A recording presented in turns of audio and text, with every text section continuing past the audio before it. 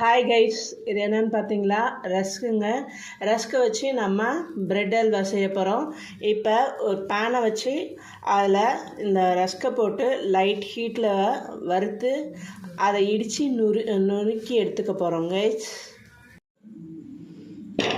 மத்தில் வச்சு நல்லா நுணுக்கி எடுத்துக்கிட்டேன் பாருங்கள். இது பார்த்தீங்கன்னா இதில் மிக்சியில் அரைச்ச மாதிரியே இருக்குங்க. ஆனால் மிக்சியில் அரைக்கணுங்க, நிஜமாலுமே மரத்தில் தான் நுணுக்கி எடுத்தது. இந்த ஹெல்ப் பண்ணி கொடுத்தாங்க எங்கள் வீட்டுக்காரங்க.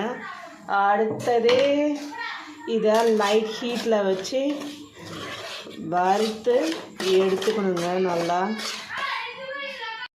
அந்த பவுடருக்கு ஈக்குவலாக சர்க்கரை எடுத்துக்கிட்டாங்க. ஹார்லிக்ஸ் பேக்கு 2 வாங்கிட்டேங்க. அதை என்னுடைய இதுக்கு இது போதும், அதனால் 2 பேக்கும் அதில் கொட்டிக்கிறேன்.